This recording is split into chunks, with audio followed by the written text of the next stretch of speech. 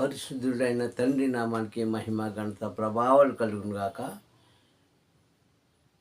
ఇదిగో వాక్యం అనే యొక్క మా ఛానల్ ద్వారా అనుదినము వాక్యం వింటున్న మిమ్మల్ని తండ్రి దీవించి ఆశీర్వదించుగాక. హల్లెలూయా. మరి యొక్క సమయంలో తండ్రి ఈరోజు ఇచ్చిన ఆయన మాట ఏమిటో మనం విందాం, నేర్చుకుందాం. హల్లెలూయా. ప్రపంచంలో పరిశుద్ధమైనది ఏదైనా ఉన్నదా అని మనం జ్ఞాపకం చేసుకుంటే రెండు పరిశుద్ధమైన ఉన్నవి తప్ప మరొకటి ఏమి కూడా లేదు. హల్లెలూయా. కానీ అసలు మానవుడు పరిశుద్ధంగా ఉండాలంటే ఏమి నేర్చుకోవాలి, ఏమి ఆచరించాలి అన్న వాక్య సందేశాన్ని ఈరోజు ఈ ఉదయకాల సమయంలో పాఠ్య రూపంగా మనం నేర్చుకుందాం. హల్లెలూయా. మరి వాక్యంలోకి వెళ్ళే ముందు యథావిధిగా చాలామంది మా ఇదిగో వాక్యం అనే ఈ యూట్యూబ్ ఛానల్ని సబ్స్క్రైబ్ చేసుకుంటున్నారు. వారిని తండ్రి దీవించును గాక. అలాగే లైక్ చేసి షేర్ చేయండి. మీ యొక్క సహకారము మా ఛానల్కి అందించండి. ఈరోజు ఆయన అంటున్నారు కదా, పరిశుద్ధత కోసము మనం మాట్లాడుకుంటే ఇంతకీ మానవుల్లో పరిశుద్ధత ఎక్కడుంది, అది ఎలా వస్తుంది అని చూసుకుంటే ప్రపంచంలో రెండు పరిశుద్ధమైన ఉన్నాయండి. వాటిని మించిన పరిశుద్ధత లేదు. పరిశుద్ధత అనగానే మనం చక్కగా స్నానం చేసి మనకు నచ్చిన వస్త్రాలు వేసుకొని, స్త్రీలైతే వారికి నచ్చిన విధంగా మేకప్లు చేసుకొని, ఇంకా అలంకరణ చేసుకొని, సెంటు పూసుకొని చూసేవారికి ఆకర్షణగా ఉండడము కాదు పరిశుద్ధత అంటే. నీ శరీరం కంటే, నీ మనస్సు కంటే అమూల్యమైనది పరిశుద్ధత ప్రపంచంలో ఉన్నది. నేను ముందే చెప్తున్నాను కదా, రెండు ఉన్నాయి ప్రపంచంలో. తండ్రి తర్వాత పరిశుద్ధంగా ఉన్నది ఏమిటంటే, ఒకటి మానవుని యొక్క కంటి నుంచి కాచే కన్నీళ్ళు ఒకటి, మానవుని యొక్క కంటి నుంచి కారే కన్నీళ్ళు ఒకటి, బిడ్డకిచ్చే తల్లిచ్చే పాలు ఒకటే. ఆ స్థానం నుంచి పిల్లలకు తల్లి ఇచ్చే పాలు ఒకటి కలుషితం లేనిది, పరిశుద్ధమైనది. అది మానవుని యొక్క కన్నీరు కలుషితం లేనిది, పరిశుద్ధమైనది. అలాగే తండ్రి యొక్క మాట కూడా పరిశుద్ధమైనది. అందుకే దావీదు గారు అంటారు, నీ వాక్యము పరిశుద్ధమైనది, నీ నిర్ణయాలు పరిశుద్ధమైనవి అంటాడు ఆయన. ప్రియసంగమా, ఈరోజు పరిశుద్ధత అనగానే ముందు చెప్పుకున్నట్లుగా మనము శుద్ధి చేసుకోవడం కాదు. హల్లెలూయా. పరిశుద్ధంగా ఉండు, తప్పులేదు. పరిశుద్ధత పాటించు, తప్పులేదు. కానీ నీ మనసు కంటే అమూల్యమైనది ఏంటంటే తండ్రి చెప్పిన మాట వినడమే పరిశుద్ధత. హల్లెలూయా. చాలామంది అంటారు, నిజమేనండి, మన శరీరం కాదు, మన మనసు పరిశుద్ధంగా ఉండాలి, పవిత్రంగా ఉండాలి అని చెప్తూ ఉంటారు. మంచిదే, ఉంచుకుంటే అది నీకు మేలు, పక్కవాడు కాదు. అలా ఉండగలిగితే నీ జీవితానికి మేలు, పక్కవాడు కాదు. అలా చేయగలిగితే అది నీకే ఉపకారం, నీ ఇంటివారు కాదు. కానీ వాటికంటే అమూల్యమైనది ఏంటంటే ఆయన మాట వినడము. హల్లెలూయా. ఆయన చెప్పింది చేయడం, అంతే. అంతకన్నా పరిశుద్ధమైనది ఏది లేదు ప్రపంచం. అందుకని అంటాడు దావీదు గారు, నాయనా నీ నిర్ణయాలు పరిశుద్ధమైనవి, నీ నోటి నుంచి వచ్చే వాక్యం అనగా మాట పరిశుద్ధమైనది, నీ చూపు పరిశుద్ధమైనది, నీ తలంపులు పరిశుద్ధమైనవి అని ఆయన చెప్పిన మాట మనం ఒకసారి జ్ఞాపకం చేసుకోవాలి. ప్రియసంగమా, ఇంత పరిశుద్ధతలోంచి మనల్ని జన్మింపజేసిన తండ్రికి ఈరోజు పరిశుద్ధమైన దినము అని మనం అంటున్నామే. కానీ అది కేవలం మన నోటితో పలుకుతున్న మాటే తప్ప నీవు పరిశుద్ధంగా ఉన్నావో లేదో చూసుకో. నువ్వు నిజంగా పరిశుద్ధతను అనుసరించి శుభ్రంగా ఉన్నవాడు తాగుడు మానేయి, వ్యసనాలు మానేయి, అబద్ధాలు మానేయి, మోసకరమైన తలంపులు క్రియలు మానేయి, అహంకారం విడిచిపెట్టేయి. అంటే మన హృదయంతో పరిశుద్ధత కావాలనుకున్న వారిని నేను విడిచిపెట్టేయాలి.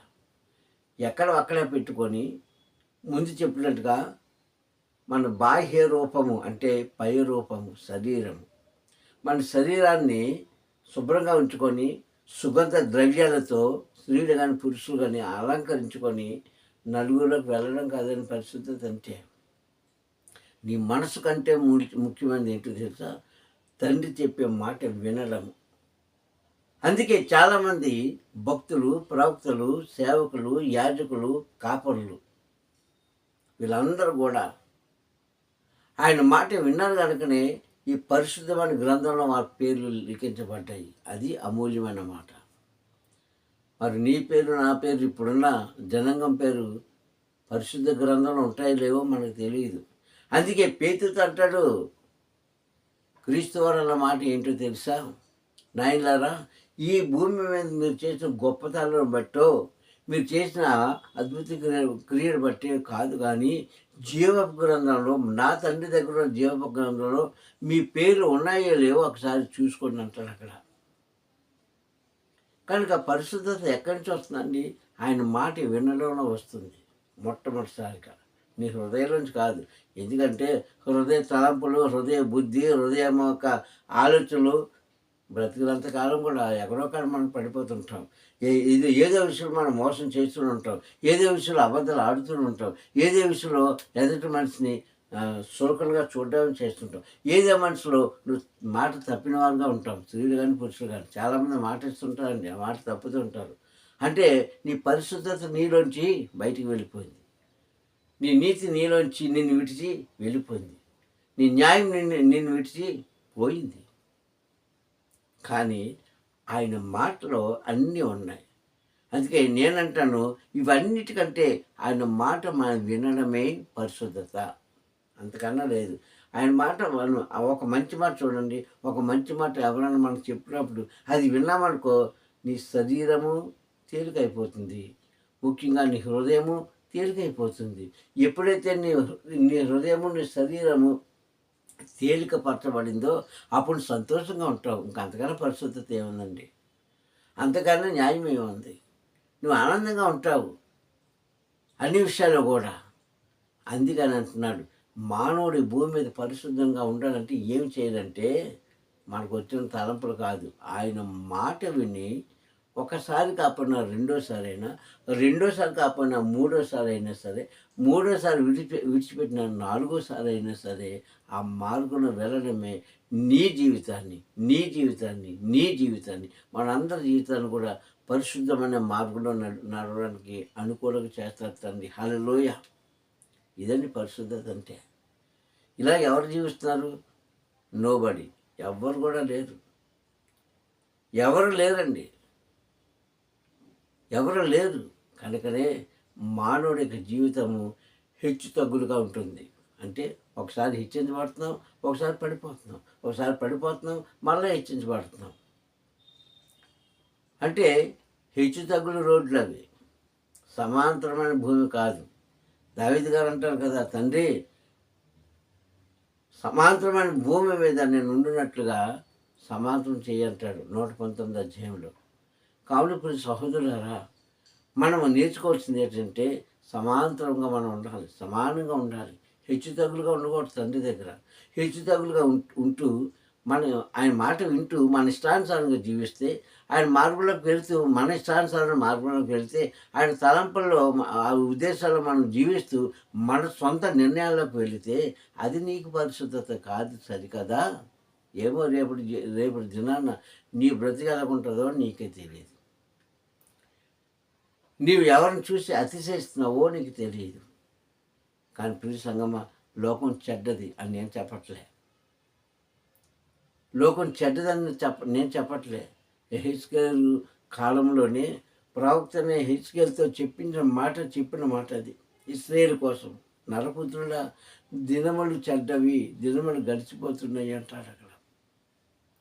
ఇప్పుడు చెప్పిన మాట కొన్ని వేల సంవత్సరాల క్రితం చెప్పిన మాట ఈరోజు మనకి జ్ఞాపకం ఉందా? ఈరోజు మనం అలా చేయగలుగుతున్నామా? అలా చేయగలిగితే ప్రతి మనిషి కూడా పవిత్రుడే, ప్రతి మనిషి కూడా పరిశుద్ధుడేనండి. నీ హృదయం ఇస్తున్నావు మంచిదే, నీ హృదయంలో అలాలోచన తీసుకుంటున్న మంచిదే. ఎప్పుడు ఆ గంట 2 గంటలో 3 గంటలో తర్వాత మళ్ళీ యథాస్థితే. కానీ తండ్రి ఏమంటున్నాడంటే నా మాట విన్నవారు ఎప్పుడు కూడా మరొక మార్గంలోకి వెళ్ళరు. నా మాటను పాటించేవారు ఎప్పుడు కూడా అనాలోచనలోకి వెళ్ళరు. నా మార్గంలో నడిచేవారు ఎప్పుడు కూడా పక్క త్రోవలోకి వెళ్ళరు.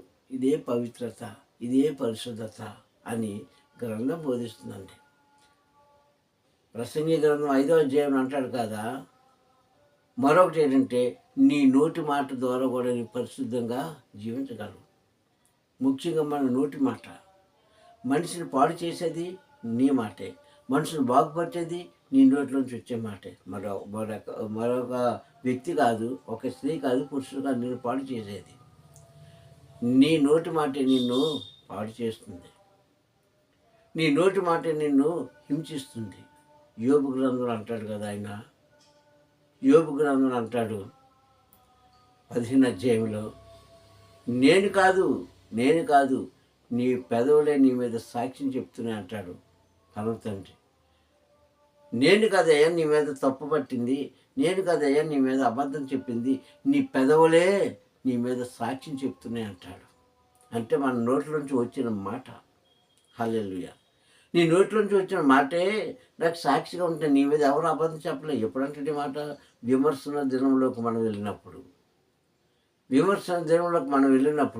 అక్కడ అంటాడు కదా, నీ నోటి మాటే నిన్ను. హల్లెలూయా. ఇక్కడ యోబు గ్రంథం 15వ అధ్యాయం 5-6 వచనాలు చూసుకుంటే అక్కడ అంటాడు కదా, నేను కాదయ్యా నీ మీద అబద్ధం చెప్పేది, నీ వంచకులు పలికే మాటను పలుకుతున్నావు, నీ పెదవులే నీ మీద సాక్షిగా ఉన్నాయి, నీ హృదయ తలంపులే నీ మీద నిన్ను చెడ్డవాడిగా గుర్తిస్తున్నాయి, నీ నోటిలోంచి వచ్చిన మాటే నీకు సాక్షిగా ఉంటుంది అంటాడు. కనుక మన నోటి మాట వలన మనం పవిత్రంగా ఉంటాం. అది ముఖ్యంగా. నీవు ఈరోజు పవిత్రురాలుగా ఉన్నావంటే నీ నోట్లోంచి ఏ మాట వస్తుందండి? అది అబద్ధమా నిజమా చెప్పేవారికి తెలుస్తుందండి, విన్నవాడికి తెలియదు. నువ్వు నిజం చెప్తున్నావో అబద్ధం చెప్తున్నావో అది నీకు తెలుసు, విన్నవాడు కాదు. అందుకే అంటున్నాడు, నీ నీ నీ వంచపు మాటలే నీవు పాపాత్మురాలుగా అక్కడ పలుకుతున్నది. నీ నోటిలోంచి వచ్చే మాటే నిన్ను అపవిత్రురాలుగా చేస్తున్నవి. నీ పెదవుల్లోంచి వచ్చే మాటే నీకు సాక్షిగా ఉన్నాయి ఇక్కడ అంటాడు. ఎప్పుడో తెలుసా? మన మృతులై మన ఆత్మలు మధ్యాకాశంలోకి వెళ్ళేటప్పుడు.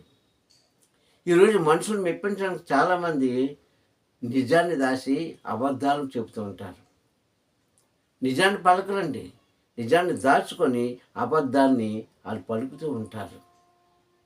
కానీ విన్నవారు అదే నిజం అనుకుంటారు, అదే యథార్థత అనుకుంటారు, అదే పరిశుద్ధమైన మాట అనుకుంటారు. అనుకున్నవారు తప్పులేదు, కానీ చెప్పేవారు తప్పు కనిపిస్తుంది ఇక్కడ.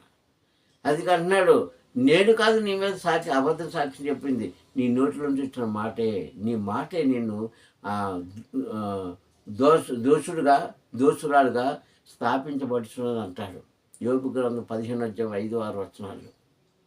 కావున ప్రసంగా పరిశుద్ధత ఎక్కడి నుంచి వస్తుందంటే చేతితో బైబిల్ పట్టుకుని ఆలయానికి వెళ్ళి అక్కడ దైవ కార్యాలు చేసి వాటిలో మీరు పంచుకొని సంఘంతో కలిసి సేవకులతో కలిసి సంతోషంగా 1-2 గంటలు గడపడంలో నీకు పవిత్రత రాదు. నీ హృదయంలోంచి వచ్చే పవిత్రత కంటే తండ్రి మాట వినడంలో నీకు పవిత్రుడుగా గుర్తించబడుతుందని ఈ వాక్యం ద్వారా మీకు బోధిస్తున్నాను. హల్లెలూయా. ఈ వాక్యం ద్వారా మీకు బోధిస్తున్నానండి. అంతేగాని తండ్రి కావాల్సింది బాహ్య రూపం కాదంటే పైన కనిపించే రూపాలు కాదు, పైన చేసుకున్న మేకప్లు కాదు. ఈరోజు క్రైస్తవులు ఎలా తయారైపోయారంటే అన్యుల కంటే హీనంగా తయారైపోయారండి. అక్కడ మేకప్లో నిజంగా ఒక్కొక్క స్త్రీలను చూస్తుంటే వీళ్ళు క్రైస్తవులేనా అనిపిస్తుంటారు ఒక్కొక్కసారి. మరి వాళ్ళ పవిత్రత ఏముంది? తండ్రి ఏం చెప్పాడు, మనం ఏం చేస్తున్నాం? మేకప్ చేసుకోమని చెప్పాడా తండ్రి? లేకపోతే నీవు వస్త్రాలు ధరించేటప్పుడు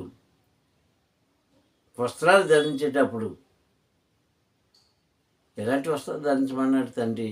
తిమోతి పత్రికలో ఉంటే మాట్లాడండి. ఇవన్నీ మనం చేయకుండా, ముఖ్యంగా స్త్రీలండి, పురుషుడు కాదు. స్త్రీలు ఆయనకు వ్యతిరేకంగా జీవిస్తూ నేను పవిత్రురాలని అనుకుంటే అది నీ పాపమే. అందుకే నీ పెదవులే నిన్ను దోష దోషురాలుగా స్థాపించుచున్నది అని ఖచ్చితంగా వాక్యం ద్వారా మాట్లాడాడు. అలా ఉండొద్దు. నీవు పవిత్రంగా ఉండాలా, నీవు పరిశుద్ధంగా ఉండాలా, తండ్రికి ఇష్టంగా కుమార్తెగా జీవించాలా. ముందు నీ అలవాట్లు మార్చుకో, నీ పద్ధతులు మార్చుకో, నీ మార్గాలు మార్చుకో, నీ తలంపులు మార్చుకో. అప్పుడు కదా నీ హృదయంలోకి ఆయన వచ్చేది. మన హృదయం పవిత్రంగా ఉంటే సరిపోద్దండి. ఈ మాటలు చాలామంది చెప్తారు. నీ హృదయం ఎక్కడ పవిత్రంగా ఉంటుంది? అసలు నీ హృదయం ఎక్కడ ఖాళీగా ఉంటుంది? ఖాళీ ఉండదు. ఖాళీ లేదండి.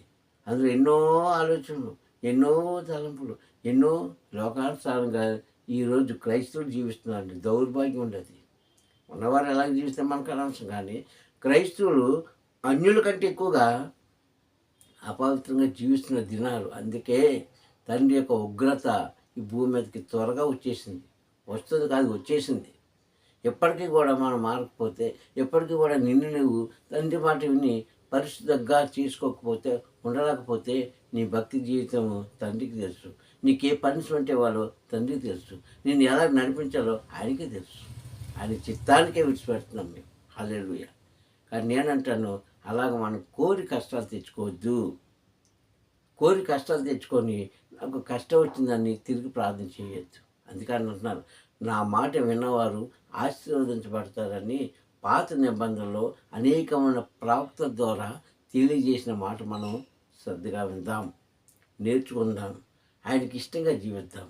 ఇదే తండ్రి చెప్పే మాట. ప్రార్థన చేసుకుందాం. సర్వాధికారి తండ్రి, నీకు వందనములు. సకల ఆశీర్వాదాలకు కారణభూతుడైన మా ప్రియ పరలోక దేవ, నీ ఉన్నతమైన ఘనమైన నామాన్ని బట్టి ప్రార్థిస్తున్నాను నాయన. ఈ ఉదయకాల సమయంలో తండ్రి మరొక సమయం గడియ నాకు దయచేసినందుకు స్తోత్రం. నాయన, నీ మాటలు నేను బిడ్డను దీవించండి అయ్యా. మారు మనసు కలిగించండి. అపవిత్రతలోంచి పవిత్రమనే మార్గంలోకి నడవడానికి సహాయం చేయండి తండ్రి. అసూయలోంచి పరిశుద్ధత అనే మార్గంలోకి వెళ్ళడానికి సహాయం చేయండి తండ్రి. వారు ఏం చేస్తున్నారో వారికి తెలియదు అంటున్నా కనుక అయ్యా, వారిని క్షమించినందుకు స్తోత్రం. అలాగే తండ్రి, ఈరోజు మేము ఏం చేస్తున్నాం మాకే తెలియకుండా నేను ఆరాధిస్తూ, స్తుతిస్తూ, కృతజ్ఞత అర్పణ చెల్లిస్తూ తండ్రి మేము జీవిస్తున్నామే, కానీ అది సరైనది కాదని నేను వాక్యం ద్వారా బోధించినందుకు స్తోత్రం చెల్లిస్తాను. వాక్యం బిడ్డలో నా ప్రభా తండ్రి, ఆలోచన కలిగించండి, ఆవేశం తగ్గించండి, అహంకారం తొలగించండి, వినయ మనసు కలిగించి తండ్రి వాక్యం ప్రతి బిడ్డలో కూడా తండ్రి మారు మనసు కలిగిస్తామని మా ప్రియ రక్షకుడైన క్రీస్తు నామములో ఈ ప్రార్థనలన్నీ సమర్పించుకుంటున్నాం పరమ తండ్రి. హల్లెలూయా, హల్లెలూయా, హల్లెలూయా. తండ్రి మిమ్మల్ని బహుగా దీవించి ఆశీర్వదించుగాక. హల్లెలూయా.